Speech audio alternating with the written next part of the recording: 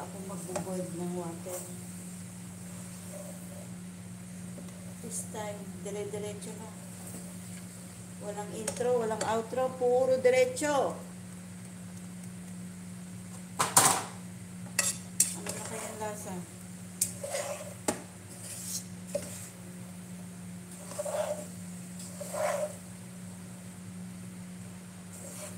Wala pala ako nabiling bell pepper.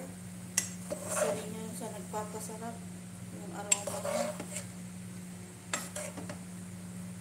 Diba? O di, meron na tayong mabilis na pansit. Bastos. Mix pansit.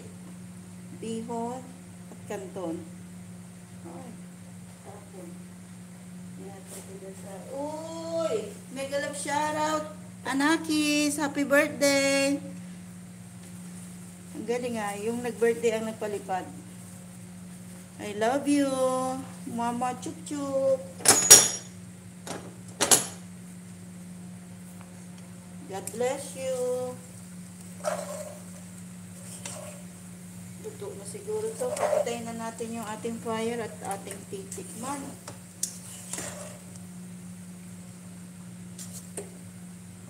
Ay, huwag ka mahulog.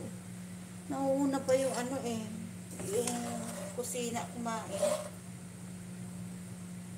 Papatikim natin to dun sa kapatid ng nanay ko.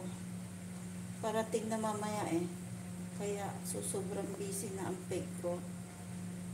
Gusto ko lang magluto ng pansit dahil birthday ng aking unika iha. Order lang siya ng pansit kasi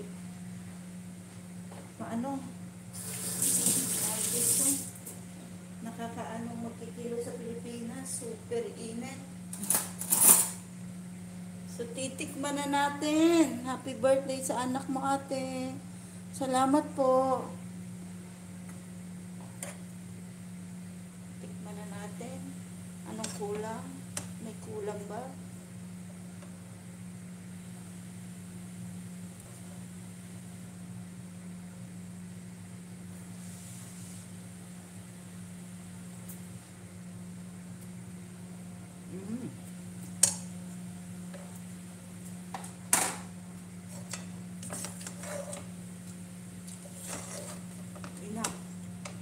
That's it. Tamang-tama ang timpla.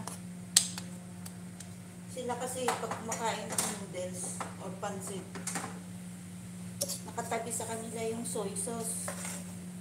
Nilalagyan pa nila ng soy sauce yung pagkakain sila. Ano yan? Sushi? Ganun talaga sila kumain. Katabi nila yung soy sauce.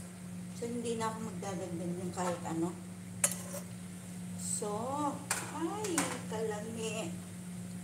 Happy birthday once again, anak. I love you. Oo. Nalutuan kita ng pansit kahit pa paano. Huli man daw at magaling, naihahabol pa rin. Charis Pempenko. Nakauwi ka na po, anak. Love you. Ba, nakakalating oras din kayo, It's that for me, yes, mahal ko. This is for you. And you know that. Ayos. Ayos na ang buto-buto.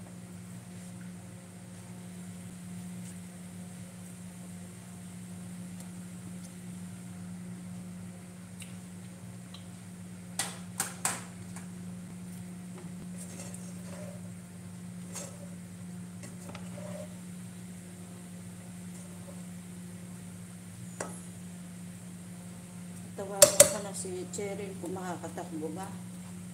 Bibigyan natin ng pansit. Kasi yung hipo na ito, kanya ito. Baka mapatulpo tayo pag hindi natin siya binigyan. Charot.